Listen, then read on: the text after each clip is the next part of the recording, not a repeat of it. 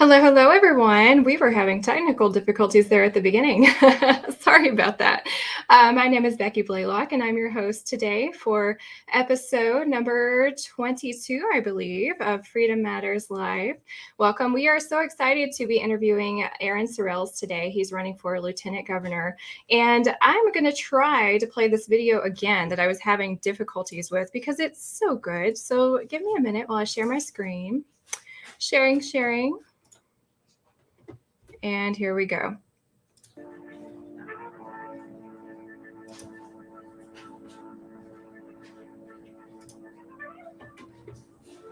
Bowie, Crockett, Travis, and Dickens, and the others who died in the Alamo. Held off an army for 13 days, and it's hard to believe that they ever existed. They'd become legends before the smoke over the battle had blown away. What kind of men were they? Well, we know that they died and that they were heroes. But nobody wants to die, and nobody just decided to be a hero. Has to be forced on you. That's what happened to them. It was forced on them because they were stuck with ideas like freedom and rights of the individual, hatred of dictators. Crockett, for instance, refused to sign the oath of allegiance to the government of Texas until they changed it to the Republican government of Texas. Living free meant a lot more to them than cowering in security. Another thing about Crockett, when he left for the Alamo, he sent his children this message. I hope you'll do the best you can. I'll do the same. Don't be uneasy about me. I'm with my friends. Worked out just about that way. He stayed with his friends, and he did the best he could. Ideas like freedom and liberty and men fighting for their state. So, Mr. Aaron Sorrells, thank you for joining us today. I wanted to play that amazing John Wayne quote because when I hear men like you talking about Texas and how passionate you are about the freedoms that we need to hold on to, I think of John Wayne. So that's why we started with that today. So thank you for joining us. Thanks for having me. Yeah. So, just for everyone who hasn't heard about you, you are kind of the new kid on the block, huh? You don't have any political background, which, in the age of Trump, that's refreshing. And we like to hear that. So tell us a little bit about yourself. Yeah, so no, I'm not a politician. I've not been in the system. I did do a little bit during the Tea Party 9/12 projects back when Obama was getting elected, and we were all kind of when the Tea Party movement kind of started. My dad was trying to early 09. Yeah. Yes, exactly. And so we went to some rallies and all that, and I was kind of involved back then. But life happens as it does, and ultimately I had to step away from all that and focus on family and some other things, including a lot of trips to the hospital. And so ultimately I came back. And I've got a successful business now. We've got 26 employees. And, the biggest thing is what we're seeing is exactly what I told people was going to happen. And people kind of laughed at me, 18, 20 months ago and said, oh, no, it won't happen. And I was like, no, it will. I was like, look, you've got a Republican president that we all love, and he's allowing this to happen. What do you think is going to happen if he's not going to stop it? The left isn't going to stop it. And as a business owner, you start looking at things and you start looking at patterns because you have to see how it affects your business. And what I saw was basically my supply chain going down. And I was like, look, people aren't working. You're not going to see the supply chain problems now. You're going to see it down the road. And so this is where we're at now. So we've got problems now. And you look at like my main product line is basically almost 100% American outside the electronics. It went from 3 weeks to 20 weeks. Buying American isn't solving the problem right now because no one around this country is working. What's your business, by the way? We do window treatments and outdoor patio shades. So, and we deal with high-end clientele. So, I mean, it's high dollar item, and these people don't like not having their stuff come in. And, so we hired 17 people since COVID. It's not like I can complain about business, but, I'll give up all of that growth to have my life back to normal. I've worn a mask twice. I have 2 medical conditions. They caused me to have severe asthma attacks the first time in over 20 years. And I was like, I'm done. I've never enforced it on my employees. We've never even talked about vaccines because that's not my authority. And, so I looked at my personal freedoms being destroyed. I looked at my business being destroyed as far as the supply chain goes. And then ultimately the final straw was my son. Well, I have 3 boys, a 14, an 11, and an 8-year-old. And my 11-year-old was at jiu-jitsu with my little one, and he broke his foot. And I went to the local Cook Children's facility here in Fort Worth, and one person after another, all the way up to 3 nurses and 2 staff people said, if you don't put a mask on, we won't help your son. And for 15 minutes, they watched an 11-year-old boy cry in pain and had the nerve to call me up close to the desk and say, look, we're not denying you service. You're choosing not to wear a mask. And I'm because going, you have a health condition, asthma. Yeah, because I said it to him. I was like, look, by the time you get done doing your job, because no hospital visits fast, I'm going to be in the hospital next door. And who's going to take care of my son at that point? And they were like, oh, that's not our problem. Yeah, clearly. And a lot of people right off the bat then said, well, why didn't you just put it on and take care of your son? And I was like, well, first off, we had the conversation. My wife was already on her way because we knew that was a potential problem. And ultimately, it's a bigger problem than that. I couldn't go to any follow-up appointments with my son. That's it. Yeah. Like, I can't go to a Cook Children's facility and talk to and help any of my 3 children. That's not okay. So what happened to First Do No Harm? We didn't see that this year. Not only that, but Hippocratic Oath, EMTALA laws. My son was not able to walk, so EMTALA should have been acted. They didn't care. Yeah. They violated everything that they're supposed to protect as a hospital. And so ultimately, it came down to the point that, look, you mess with my personal freedoms, you're messing with my business, you're messing with everything, and then now you started messing even more with my family. Now I can't protect my children. And that's it. You can't do that to people. And, luckily I have my own business, so I'm not even dealing with these vaccine mandates right now. But, you've messed with everything that matters to me. And when you do that, I start looking at who I hold responsible for that. And that's kind of how it came about. This is I saw 3 governor candidates running against Abbott. I like all 3 of them. And I was like, you know what? The one I hold more responsible for that is the most powerful person in Texas, and that's the lieutenant governor. He allowed the executive branch to go outside their guidelines. He allowed Abbott to be a tyrant, and he didn't put him in place. Ever. He never once stopped him and put him in place. And you cannot allow tyrants to get away with those actions. And like I tell people all the time, we fought a war to get rid of kings and queens, but we sure act like we have to live for kings and queens now. Like, Abbott says, I'm going to do a mandate. And everybody's like, oh, okay. Well, that's law. No, that's not how this works. And so, so that's how I got to this point, is that, I'm not the type to, I guess I'm the go big or go home method, right? A true Texan. So, I watched all these House reps and these senators that try to be conservative and buck the system, and they get pushed around. They get put into the members club. If you've ever heard Huffines talk, he talks about when he walked in there, what Dan Patrick said to him right off the bat. And that's that you protect the club. And I'm sorry, you work for me. Yeah. You don't work for Dan Patrick. You don't work for the state of Texas. You work for me, the citizen. Right. We are in charge, not you.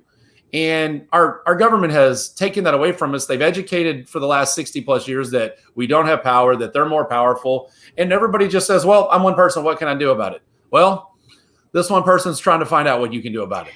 Yeah. So that's where I'm at. There's something that happens to people when they get elected to office. Not only the people who go to Washington, it's the ones who go to Austin as well. They just suddenly say, oh, I'm a very powerful, important person. And the people who elected me, oh, they don't matter anymore. And I guess you walk through the doors and somehow people get to you and you start making decisions that you didn't campaign on. Or maybe they always had these more, they like some money and power positions. Yes, exactly. And it's just easier to go along with it if you want the money and the power. Yeah, correct. So it's refreshing to hear everything that you're saying. I agree with you 100%.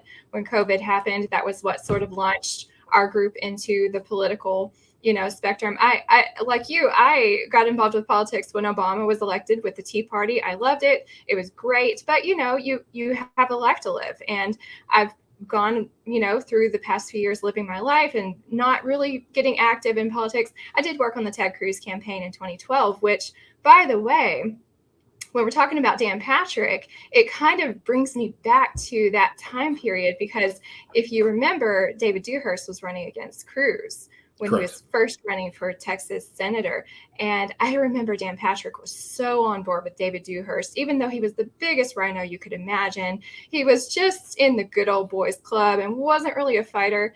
And, Dan Patrick has his local AM station here in Houston, and they were just in lockstep with David Dewhurst. And it was so frustrating to see these people. You don't see that you have a great candidate right here in the primaries. We can get him in, and you're pushing for this guy who doesn't care clearly about Texas or freedom or fighting for what's right.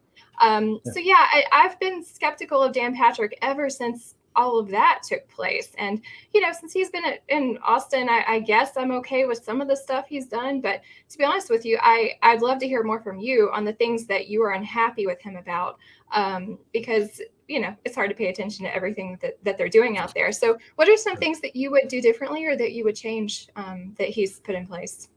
Well, the biggest problem we've had, and you have these conversations with everybody running for this, and everybody tells you like, "Oh, what are you going to do for me? What are you going to do for me? What are you going to do for me?" And it's like, look, here's the deal: we never get the GOP priorities, and the GOP priorities. And I had a big argument on Facebook the other day with these people about cannabis, right?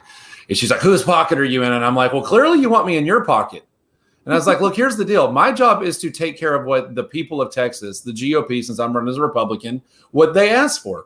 That's not the party. That's the people that go up and have these discussions and set the agenda. And they're given every session 8 to 9 priorities. This time there were 8 priorities. We were told this was the most conservative legislature in 20 plus years. And we got 3 of them. Well, let's go to the 3 we got. Election integrity. No one believes elections are scary. Oh, what happened? Oh, Dan Patrick. Oh, I caught that they moved it from felony to misdemeanor. But he didn't fix that in special session still. So it's now a misdemeanor coming into the primary because I seriously doubt we're getting a 4th special session. Then you look at abortion. We asked for abolish abortion. Did we get abolish abortion? No. The excuse was we can't go for abolish abortion because we don't want to challenge Roe v. Wade in the Supreme Court. So we went with heartbeat bill. We got the lawyers involved, and we wrote this bill that we think we got them. You know what? The left is going to fight with their money until they find every loophole in that, until they pick it apart. Right. And the fact is, now where are we at? We are still in the Supreme Court now dealing with challenging Roe v. Wade, along with the other battle going on. And so that's the thing is like, we asked you to do something, do what we asked you to do. Stop giving us these excuses on why you can't do it. Supreme Court doesn't make law. Roe v. Wade, it was decided by the Supreme Court. They don't have that authority. It needs to be challenged. States' rights trump federal. They didn't have that authority. So we need to challenge it. And so then you look at the third one, which was constitutional carry.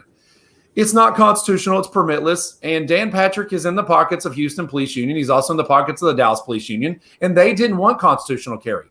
Unfortunately, and then I can go into this more detail later, but the basics of it is that Dade Phelan got mad at Patrick. He sent it back to Patrick because Patrick gets everything passed, quote unquote, passed, so that he can say, look, I did everything, but they killed the stuff in the House. And so Dade Phelan knew he had it in the House, came up to election, they got in a pissing match, and he sent it back. And what is Abbott and Patrick going to do? They're not going to not pass it, but they did go in and put a bunch of extra stipulations in it. For instance, like if you're open carrying and you walk up, you're in a place and a school bus pulls up and a bunch of children get out.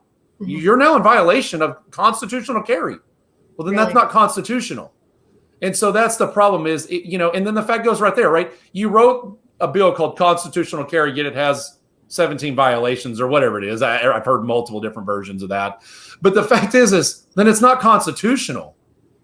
And what I get tired of is these games that they play. It's like, well, we're going to name a bill constitutional carry, and then we're going to put restrictions. Why don't you go write a bill that removes all the bills and laws that took away the constitutional right instead of writing me another law effectively? Right. And so that's what they do. But we didn't get, all the other things, like we didn't ban taxpayer funded lobbying. I wonder why that is. We didn't. What did we not get? We didn't get gender modification. Why? Because they're getting paid off by those facilities. It's well documented. They are, really? And they moved it from the Senate passed it so that they could say they passed it. They gave it over to Phelan, and Phelan knocked it to $13.99. In front of $13.99, whether or not veterans are in prison. That was more important. And when the most powerful person in the state of Texas tells you with a majority in the House, and then the Senate, and then the governorship, when the lieutenant governor and the senators tell you, well, we did everything we could, but the House, it just isn't possible. Come on, people, stop listening to the crap they give you. Seriously, we 3 out of 8, and we didn't even really get 3 out of 8. And that's the most conservative we've ever been. Well, to me, that's a failing grade.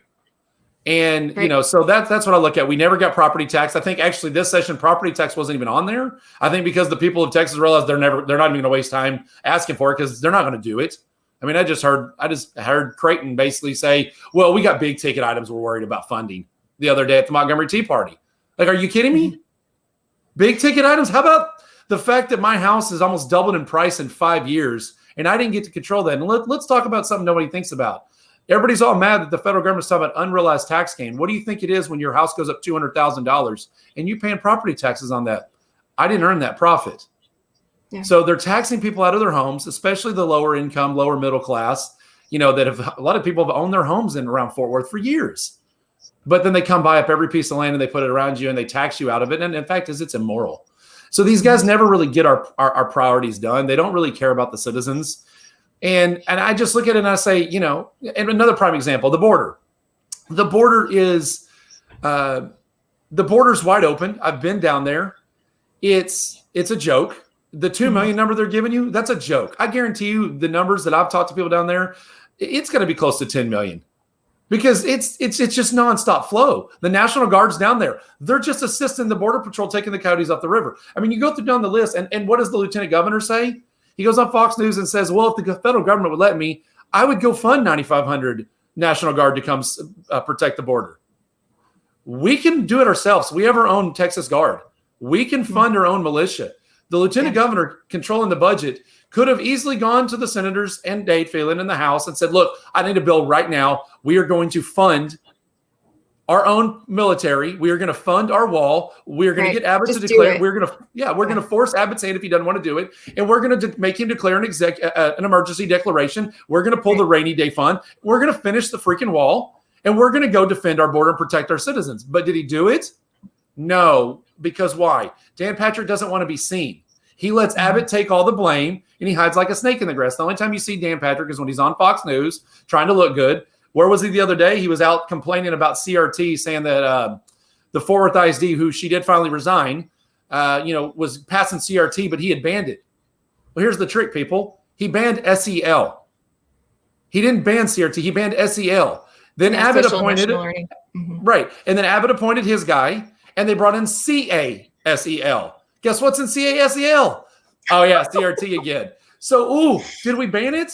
No, we didn't ban it. We banned one program. They rename it. They bring it into another program. And then our government says CASEL. What does that stand for? I had to look it up. It's I can't remember off the top of my head right now. I didn't know. I knew it wasn't banned from stuff I've done, but it's a guy posted, one of my followers posted about it. And that's the fact is it's not banned. CRT's happening all over the state of Texas. Yeah. And if it's banned, stop posting on Twitter, Dan Patrick, and go enforce it. But he's not enforcing anything. He just talks. And people are like, oh, he's so strong. No.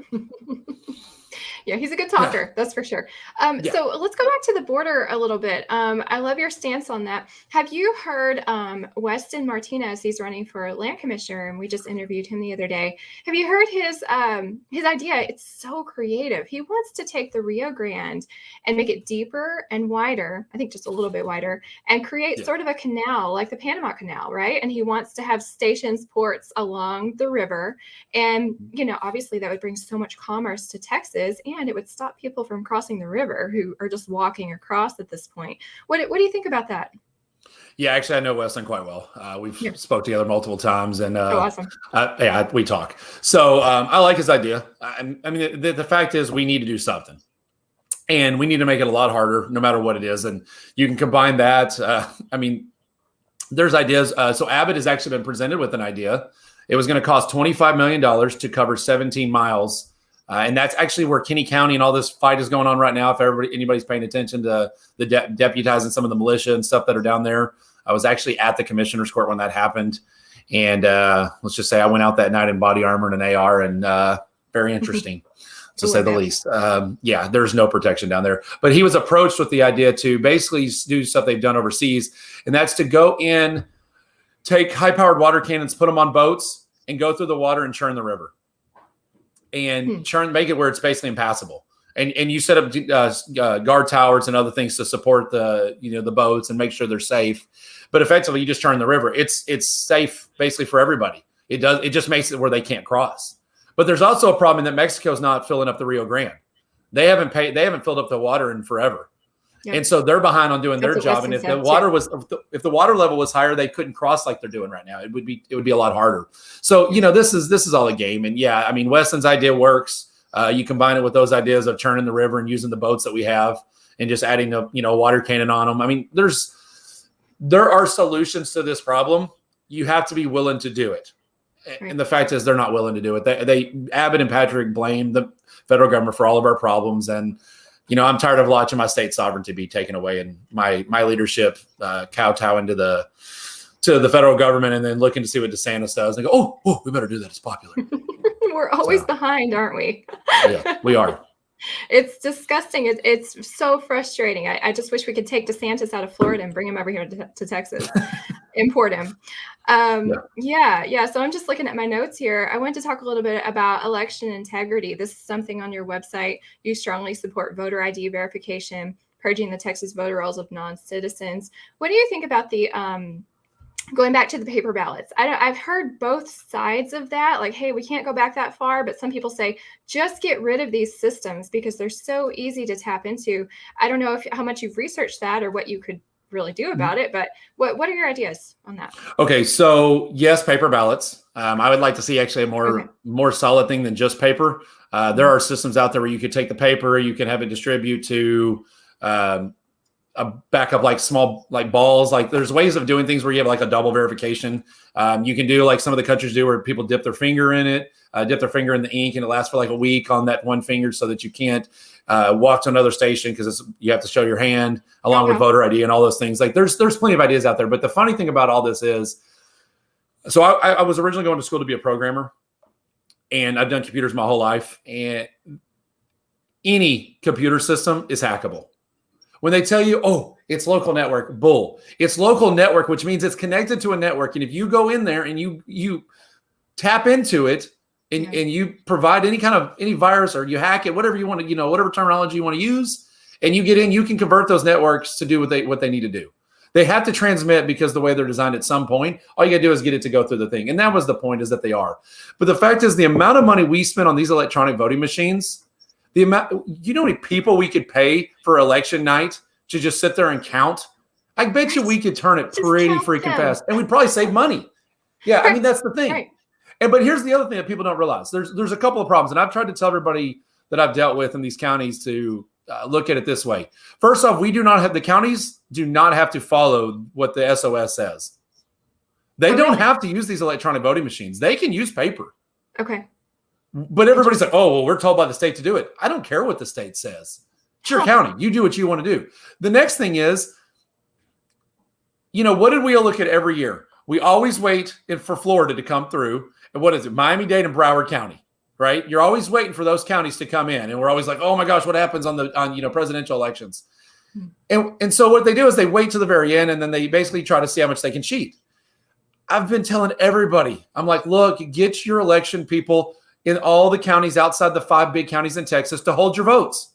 If we got to have a damn Mexican standoff with the big counties, oh, I'm sorry, pipe broke. I can't do anything about it. We'll just use the Georgia excuses, right? Do not turn in your votes in the small counties until the big counties show their hand. It's a game of poker. Do not give them the vote totals, because then, are they going to try to cheat? Oh, yeah. But when they don't know what they need to cheat with, it's a lot harder to do it. And if we got to wait 48 hours to get those votes, people are going to start raising 3 kinds of hell when they realize that all the big counties were refusing to turn in when they have all the money and support to do what they need to do. Yeah. So that's things like we always want to play nice as Republicans and Christians and all this. We want to play nice, and it's like, stop playing nice. There's nothing illegal about holding your vote. They're doing it. You do it. Yeah. Do not be nice to the point that you destroy yourself. And that's what we need to do. So there's a few ways we could fight this.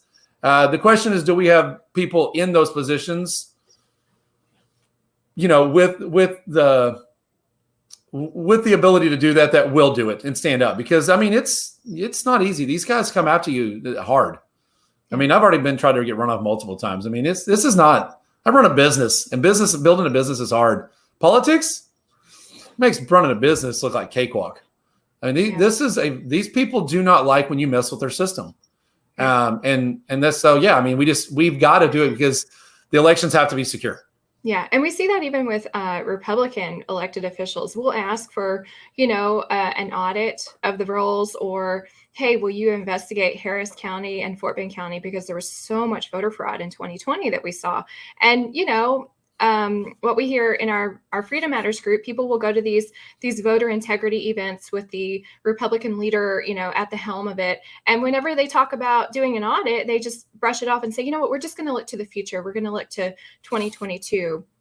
And so it's clear they don't want to take this on. And if you really cared about having free and fair elections, you would be taking this on, feet first. You would just be ready to do these audits. Why are we not seeing more of this? And is that something you can do at the state level?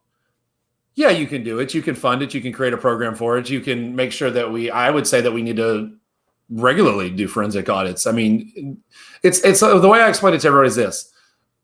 Let's talk 2020, right? Did they cheat? Well, I believe they did wholeheartedly. There's no way Biden got those votes. But here's the thing. If you want to come audit my books right now for my business, feel free. I'm not cheating. I got nothing to hide. Right. Go ahead. Right. And that's the thing. If you are an honest person and you believe you've done nothing wrong, then you should never be afraid of someone coming back and checking your work. Yeah. The fact that they don't want us to check it and they've deleted rolls and all that, it shows they've cheated. And the problem is the reason we're not getting it even in the red states is the fact is Republicans are cheating too. The uniparty exists. The Republicans and Democrats play hardball with each other. But the fact is, look, we just raised the debt ceiling. Mitch McConnell just approved the debt ceiling. Green New Deal, here we come. Yep. I mean, they're not protecting us, neither side. So it's almost like you want to take the whole lot of them and just throw them out and put a few people like you in place. You and Weston. Yeah, we need to wipe this place clean with all these guys. Yeah. And guys and gals, like they all need to go. Yeah. So, yeah. And I mean, in the past, kind of changing the subject a little bit here, but whenever people talk about Texas wanting to leave the Union and become our own country, I would always say, oh, well, I don't want to leave the U.S. because Texas has a lot of issues as well. I don't really feel that way much anymore. I feel like, with DC the way it is, I'd like to just zero in on our Texas issues and be our own separate country, separate entity. So I'm fully on board with Texas at this point.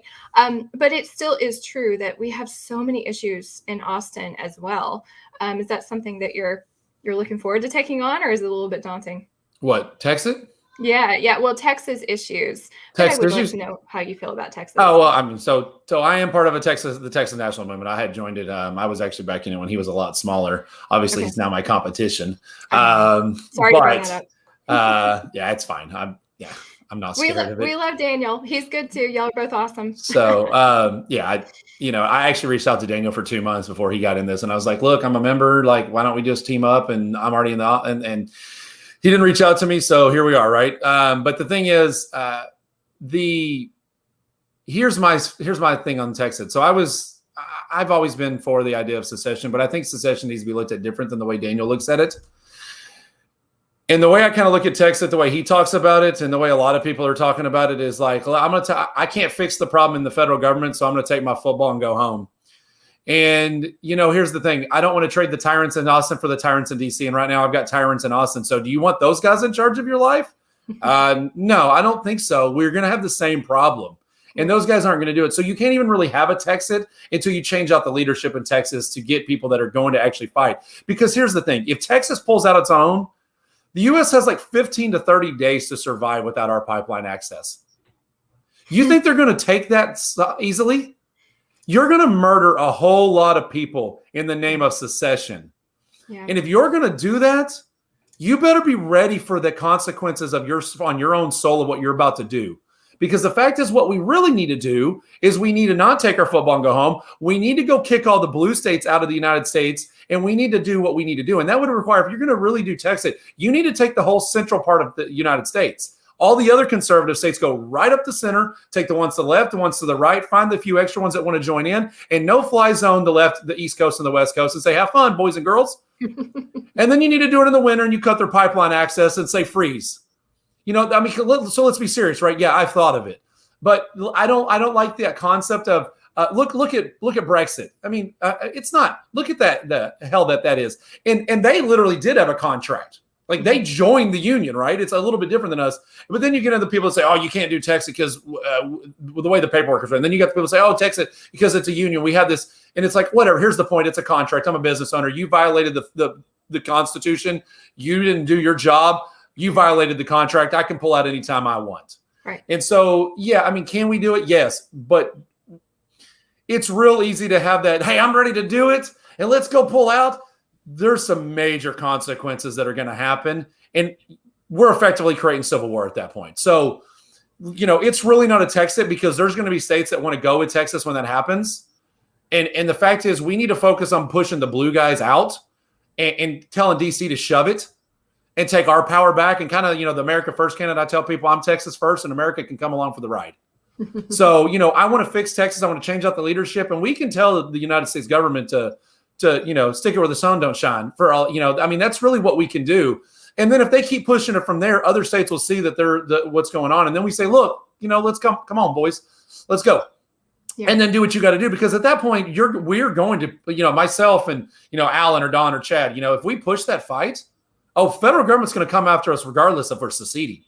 So at that point, then you make your move and then you pull your power play. Trying to do it right now with the tyrants in office? No. It's not a feasible option. And the only problem I have with the Texas ballot, by the way, everybody should have the right to vote on it. I do not see right now enough people that are going to vote for it. I mean, the fact is, Daniel claims he has 400,000 members on Texas nationalism movement. He's still struggling to get his 80,000 votes, his 80,000 signatures to get that ballot. He's been doing it for months. Mm-hmm. So the fact is, if you can't easily get your 80,000 signatures and you claim you have 400,000 members, the fact is, when that goes on a ballot, if it gets lambasted and it gets down at 5%, 10% vote, you know what you just did? You took our power play away from us. Mm-hmm. You just told everybody around the country, the Democrats, the rhinos, you told them all, Texas isn't ready. Texas isn't ready. So bye-bye, boys. Like, we're not going to listen to you ever again. So I would rather wait till we have the power in place to make the move than go throw it on a ballot proposition so that we can feel like we're doing something and then and basically screw the movement. And that's kind of how I feel about it. So you're saying we get Abbott out of office, we get Dan Patrick out of there, we get people like you guys who are all for this, and then you make the move. Well, I'm saying then you tell the federal government, they don't have any authority. You stop giving them your money. You start holding your money. Chad says it all the time. Chad Prather says it all the time. I don't know if he says it really when he's talking, but he does a lot when we're talking in private conversations with people. But he's like, it's like this. You have, you go to the hospital, they pull out 100% of your blood, and then they give you back 40%, and you're like, oh, thanks. We pay the federal government more than they give back to the state. So how about we just stop giving them that money? And when we stop giving them that money and they start needing us, right, and then they decide they want to do something about it, then that's when you make the move.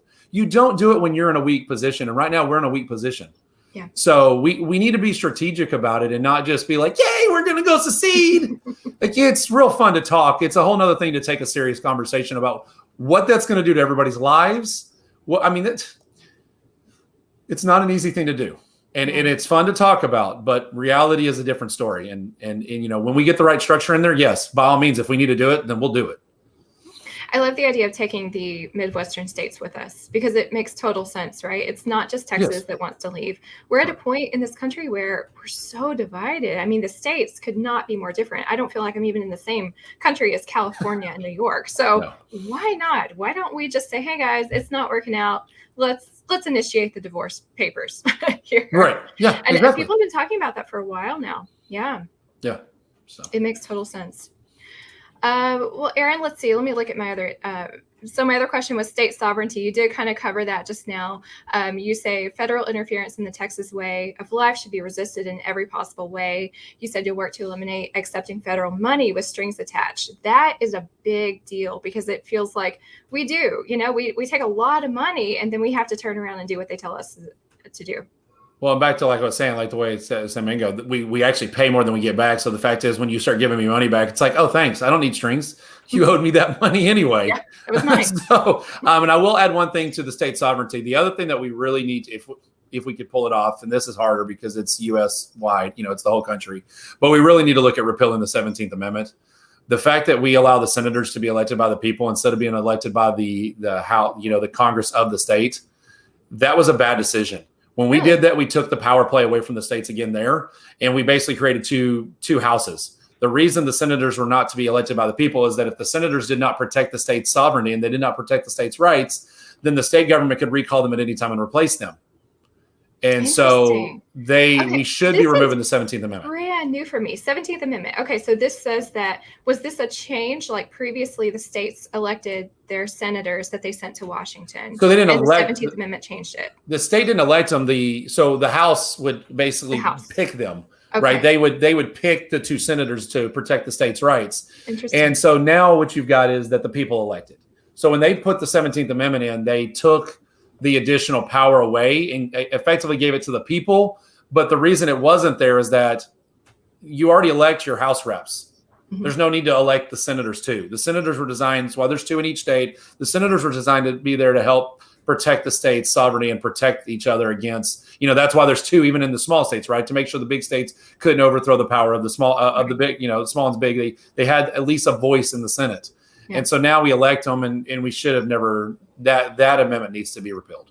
So you're saying that before this amendment, the state house had the ability to say, hey, Ted Cruz, we don't like what you're doing in the Senate. You're not representing our state well, so we're withdrawing you. Correct. Is that right? Yes, correct. Wow. Okay. So, yeah. I can get behind that. Yeah, that's awesome. Yeah, I learned something new. Yeah, and you also talk about term limits. I've heard, Michael Berry is big in Houston, and when he talks about term limits on the Michael Berry Show, he says, hey, whenever you introduce term limits, term limits should be enforced by people voting people out of office. He says that when the person is in their last, year of office and they know that they're about to leave office, they just do whatever they want. So that's the argument against term limits, but I'd love to hear your perspective on that. Look, unless something drastically changes, people are going to always tend to be, especially, as you give people back freedom and you give them the right to go do what they want to do, we will go back to this again. So right now we're fighting to get our freedoms back, and eventually we'll get soft again and things come back. So the fact is, term limits are important because it forces it to stop. And here's the thing. If you want to go goof off in the last year of your term, so be it, because right now these guys don't do their job anyway. Right, so right. I'm sorry if it's, let's say it's an 8-year term limit, 2 4-year terms. In 7 years we get good, and the last year we don't. Well, that's a lot better than the 8 years. We're not getting anything right now. So I would say one bad year versus 20 years. Of exactly. What has Biden been in office? How many years? Yeah, he's gotten. Yeah, there we go. Yeah, I'll take the term limits. I'd rather force people to have to think about revoting for people because it gives you a chance to change people out. And I don't want to be a politician. I'm not. I don't plan on ever being one. Everybody's like, oh, you're a politician now. No, please do not call me that. I guess best thing would be to call me a statesman. But, I want to go up there. I want to do what I'm called to do and why I'm running for this. And I want to go back home. I don't want to sit there and be in that cesspool and be around that. God, I was in Austin yesterday, and oh my God, it's horrible. I haven't been 6th Street in years. I haven't preferred Austin ever. And you're driving down 6th Street and it's just boarded up after boarded up after boarded up. Homeless people. There's one dude passed out on a bench with, it looked like a dog food bowl he must have been eating from, just laying there, all spilling everywhere because he'd fallen asleep with it. It's disgraceful. And that's our capital. Houston's getting just as bad. And not just downtown Houston. I'm on the west side, and we're starting to see more and more homeless people at, overpasses where there used to not be. We're starting to see tents pop up in downtown Houston. It's bad. All these cities that are run by Democrats, this happens. Well, I will ask this. Are they run by Democrats? What's that? See, here's the thing I think we don't realize, and this is when I'm talking about the election stuff. I don't know how much these big states really are blue. I'm in Fort Worth, and they said it went blue. I travel this city. There were 100 Trump signs to one Biden sign. It didn't go blue. Mm-hmm. They changed out our election coordinator, and it went blue this time. Mm-hmm. So I think they've been brainwashing people to believe that the big cities have been going blue, and they've been cheating to put the people in place. And so you just assume that, it's blue. And I don't really think some of these big cities are, but in the deep parts. But when you get in the outlying areas, even Dallas and stuff like that, it's not that blue. Really? And so, I think we've, they tell you long enough that things are going to turn purple and they're going to turn blue. And so when it happens, you're just like, oh, okay, that's what was happening. No, I don't think it really has been, because I can promise you Fort Worth is not blue. It's not even close to blue, but it went blue this last time for Biden. So now what? When they cheat again and make it blue again, what? You just say, oh, well, that's the way it was going. No, it's not. And so that's the thing. I don't think these cities are as blue as we think they are, especially in Texas. And we need to, that's one of the reasons we need to fix the election stuff, because we need to really see what's going on and then deal with the people that cheated. But right. The people in my area, I mean, there are a lot of Republicans. So every time election season comes around, you see, the Republican signs, the Trump signs out in the yard. So yeah, West Houston, it's not blue. I mean, inner city, of course, it's going to be more liberals down there, but they're not the majority here. So I agree. They're flipping it. They're making it blue. They're saying it's going to turn blue, and then they're making it happen through voter fraud. Yeah, exactly. Yeah. Well, Aaron, that's all I have tonight. I mean, is there anything else that we didn't cover on your platform that you want to go over? You want people to know about you? Yeah, I mean, there's some things I can talk about. I mean, we talked about most stuff. State sovereignty. I would say individual rights specifically. We didn't talk about that as a whole. And I think that kind of covers a lot. So vaccine mandates, medical freedom. I mean, individual rights are important. We shouldn't need medical exemptions and religious exemptions. I told you no. That's all I needed to tell you. Plain and simple. There is no more exemptions to this. If I, as a business owner, can tell you to modify your DNA for the rest of your life with a vaccine, then I can also go tell you to jump off a bridge. Yep. That whole adage, right? If your friend tells you, well, I guess as a business owner, I can now because I control your body. Yeah. So, that's the thing is so we need to focus on individual rights. And it's another division they do, the business rights thing. Look, you don't get rights as a business. You get rights as an individual. And as a business owner, you have rights to run your business until those start trumping the individual rights of other people. And so say they've divided even that, like, oh, well, it's a business rights. Like Cook Children's, Paxton's office told me he couldn't do anything because it's a private hospital. They receive public tax dollars. So they're a public health facility. Don't give me this crap that because they're a private corporation, it's not acceptable. So do you follow Peggy Hall at all? I do not. She's not actually, political at all, so you probably hadn't heard of her. But she was talking about how, the mask is a medical device. So when you, as a business owner, let's say you're the grocery store manager, when you tell someone you can't walk in here without putting a medical device over your face, you're technically practicing medicine without a license, right? You're infringing on this person's right to choose what's best for them medically, and, preventing them from just shopping in your store, which is supposed to be open to everyone, regardless of, whatever medical issues they have, such as asthma, as you do, where you can't wear the mask. So when you really walk it out, it was an infringement on individual rights just to require the mask. And, don't get me started on the vaccine for the employees and for people to shop. Actually, my 11-year-old said today that he's got these kids he's going to school with that have the vaccine, and they're like talking about it at school. And it's like, and as I've said multiple times, look, you try to give one of my kids the shot and I'll make sure you get a shot. So, this is unacceptable. And you look at the brainwashing of the children with it too. You sit back, and I'm 41. I just turned 41 right before Thanksgiving. And you look at history, and it's funny. You see two things that are going on now that you have to look at history and go, what? One of those is you say, how did Nazi Germany happen? How did they turn the youth on the parents? How did that happen? Well, look, you got parents walking by and you got a kid coming by with a mask. Hey, parents, tell your kid to take the freaking mask off your kid. Why are you letting your child be brainwashed by the school system? Now, okay. Oh, Nazi Germany. You go, oh God, that's just how it's happening, right? And then you look at, and I say this a lot when I talk about other subjects, but, I was trained as, in school that MLK was the peaceful guy and did all the good things and helped everybody out. And Malcolm X was the bad guy, and he was the militant, and he was the bad guy. And you really go research both of them. And once Malcolm X realized the Muslim Brotherhood was playing him, he realized exactly what was happening. And that's why they're both dead, right? And the fact is, we've been told all these things. And after all the civil rights that we've been told, you look back and you're like, wait, the minorities are now voluntarily segregating themselves? I know, it's crazy. What? How do you do that to people in 50 years, 60 years? Right. And you go, holy crap, I think I'm turning into like Malcolm X. I'm starting to feel like maybe there's a reason you go a little harder at these guys than the way we've been doing it. And, so you see a lot of these patterns, and you start to look at history and you say, man, there's some people that really stood up and fought for things. And we've been trained that these guys were the bad guys. And No, there's different ways and different approaches, and sometimes there's a reason for both. But my biggest thing with all my campaign and trying to do this, and the reason I did this is I don't want to be a politician. I don't want to be in there forever. But what I see is my churches allowing this to go on. I don't see pastors standing up for our rights. I see children being trafficked. I see the border wide open. I see all the bad things going on. And it doesn't seem like anybody wants to stop it. And, talk about going to Austin. Like, one of the things that I really get tired of hearing from people is they start asking me, well, have you ever been to Austin? Austin, have you ever testified? Have you ever done this? Look, here's the deal. I have a House rep and a Senate rep for a reason. I shouldn't have to drive 4 hours to Austin while I'm working to sit there and do that. When I have a rep that's supposed to go represent me, I'm supposed to call my rep. He's supposed to do his job, and he goes to Austin and does that for me. Right. If I have to do it for him, then please just put me in office. Yeah. Like, I'm so sick of this. Well, what have you done in Austin? Well, if you just go to Austin more, we could have fixed this. We could have yelled at him more.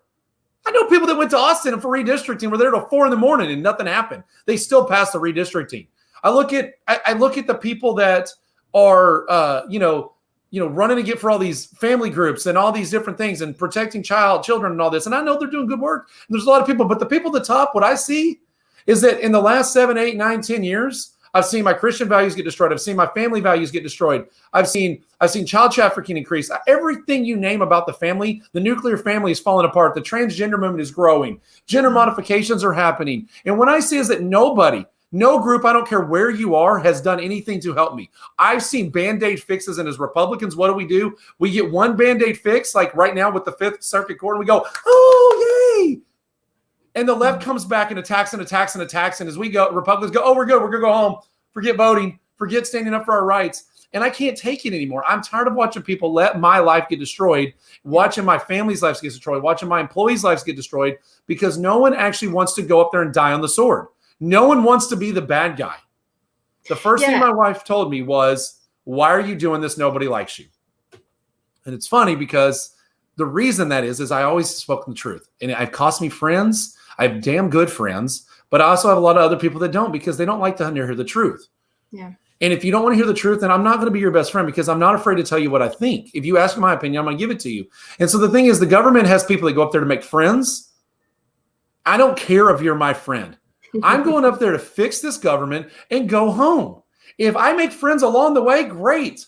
If I don't make a single friend in Austin because I hold them to the fire, fantastic. Good. You know what? If you come away with no friends, I will be so proud of you. Well, I mean, there's enough of us trying to go up there right now. We probably should have some friends along the way with that. Right. And there's a bunch of us getting together and grouping up, and there's some PACs forming to try to help us all, because, they don't like to fund groups like us. Like, we're not the people they want to fund. But the fact is, there's a lot of people in the state of Texas that don't look like me, that have the same values. And I would say that there's a lot of Hispanics. There's a lot of urban communities, Asian communities. There's a lot of communities out there that are more Christian, more about family values than most white people are. Yeah. But the GOP always wants to go after the white vote. And we want the Hispanics and the blacks and the Asians and all the other minority groups to come to them. That's not acceptable. We need to go out and reach out to these groups and do it. And so that's one of the things I'm trying to work on. I'm trying to make things different. It's kind of, Trump did that a little bit. He started bringing in a lot of that crowd. And the fact is we need to bring in more people that believe like we do, and stop just looking at the big cities, and stop just depending on the fact that, well, that guy's got an R, so he's probably like me, and he's not. We need to unite the people against the system. When Montgomery, the guy, was speaking, and he said, Trump reunited the Republican Party. And I when I got up to speak for a minute, I was like, no, I disagree. He didn't reunite the Republican Party. What he did is united the people. Mm-hmm. And the people have came back together to get Trump elected, not Trump. Trump didn't do it. We did it. And now everybody's like, oh, Trump's not there. We can't do it. What are you talking about? We went out and did the voting. Trump was one man. We were the army that got him there. But everybody in Texas is so discouraged because of the cheating in the election, and they're just sitting on their butts and crying about it. And the fact is, we can't do that anymore. We have to go remind the government they should fear us. And when the government starts fearing us the way it was designed, when we actually start telling people that it's a republic and not a democracy, and teach our kids what it actually is about, then we will get the power back where it belongs. But right now, our government officials don't fear us. They don't respect us. They go up there to get their money, their power. And this is why we're in the position we're in. And I'm trying to do everything I can to fix that. And, I'm going to be hated for it. And so be it. That's fine with me. I don't care. Yeah, I love that. Hey, I want to zero in on something you said before talking about the churches closing down. Mm-hmm. I was so incredibly frustrated with our church. Whenever everything started happening, Lena Hidalgo is our Harris County judge, and she, came out she did this press conference where she's almost crying. She's like, we have something going on now, and now I'm recommending that all churches shut down. And I was part of the technology team at our church. And so I get a call immediately from our pastor, Becky, we need to find a way to, do the live service, without, we got to stop doing the services, and then we got to broadcast on Facebook. And I'm like, okay, calm down. We can figure this out. And so we did. For a few weeks, we helped him do a live stream, and it was fine. And then, a few weeks turned into months and months. And then I believe I'm trying to think back. I think it was the fall of 2020 when finally they allowed people to come back, but you had to wear a mask. You had to sit, your family unit had to sit 6 feet apart. You had to use hand sanitizer at the door, and then you couldn't visit, and you had to immediately leave after the service. And I said, why would I go back? Because I can get the same thing by watching the live stream at home on my Facebook page. And we have yet to go back to that church. We actually left because we were so unhappy with the way they handled it.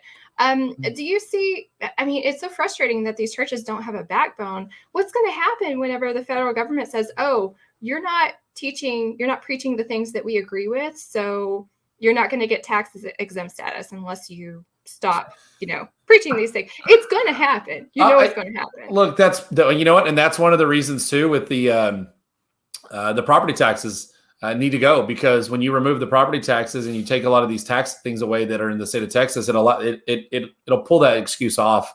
And we need to also change that. It's technically not enforceable, and churches use that as a guise to get away with not doing what they're supposed to do. But we do need to shore that up so that there's no question about that. So it's funny. My wife and I built the website for our church. We actually have 5 campuses, and that was the same situation. She's not on the media team, and we were already live streaming. But it wasn't set up. Yes. So, my wife worked her butt off for the church, getting all the website up, getting all the stuff, putting all the media, switching how we were doing the media. So my wife can feel you on that, because my wife does. Oh my God. Yeah. The amount of hours she was putting in trying to fix everything and do all the things we were doing. Yeah. And then she's like, I don't know how to fix this on the website. So I'd have to go do the coding part that she needed fixed. And yeah, so I get you on that. But yeah, that's the thing is, like, I looked at my church and I was like, here's the deal. I served. So we've gone to our church for 15 years, and I've served for 10 years in children's ministry. And I love it. I love being around kids. I'm still a kid. I hate being a grown adult. If it wasn't for running for office, I still played video games, right? At 41 years old. And, what I saw was, and I said this to my pastor, I was like, look, I'm not volunteering until you take the mask rolls away. Yeah. And he's like, well, why? And I was like, because it's my decision. And you shouldn't be enforcing that because you're worried. Since when did the church bow down to the government? Like, that's the whole point of separation church. That's one of the points of separation church state too, is that the state doesn't control the church doesn't control the state. Like, they don't have any authority over you, but they did. And the churches, most of the churches just said, okay, I'll do whatever you tell me to do. And then they moved to the excuse of what? Oh, it's still a fellowship. Oh, that's funny, because you sure want me to donate to make sure that church is the way it is. Oh, now we're a fellowship online? Oh, okay. Well, so, I just get tired of all the excuses and all that. And we still go to the same church. I love my church, and I love my pastor and everybody that's in our group. And they're a great church. It's just, they're like too many churches. They're afraid to actually stand up Jesus was a warrior. He, I say that in speeches all the time. You turn to, they tell you when you get hit on one cheek, turn the other cheek, right? Well, I'm running out of cheeks, people. I've turned enough cheeks, like, okay. And the fact is, Jesus flipped over tables and cracked the whip. Don't tell me he died speaking the truth. Don't tell me, well, you just got to do what the government says because it says in one verse in here about, do Caesar. Don't give me that crap. Like, Jesus literally confronted every government and they killed him for it. Yeah. Yep. Come on, people. Like, you don't just pick the nice ones out and forget all the parts for Jesus. Yeah. And then you go to the Old Testament. Oh my God, there are a lot of wars. Don't tell me God is okay. It's always peaceful with God.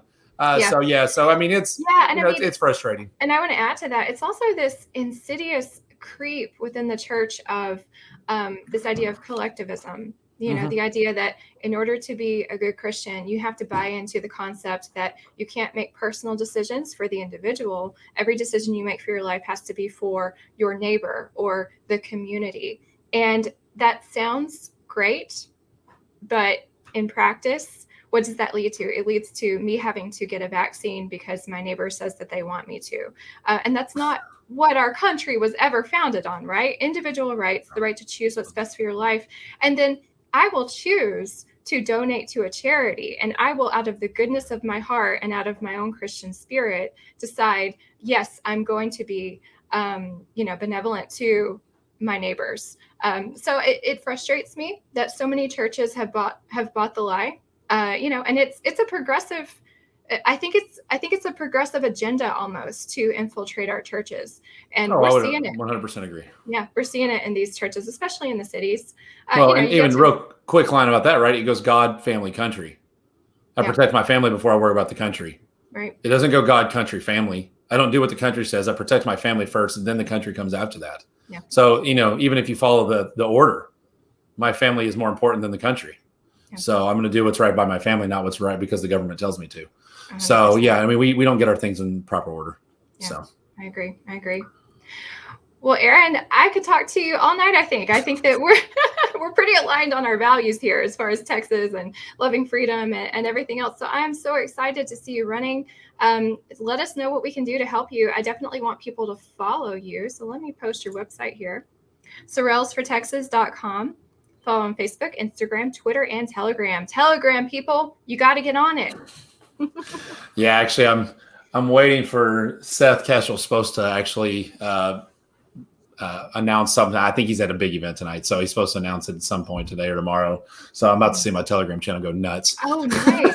He posted Chad the other night, and Chad went from, because Chad just started one too, and Chad went. We were at the same event. Chad's went from like 150 people to like 2.6K in like one day. It was like, holy crap, Seth!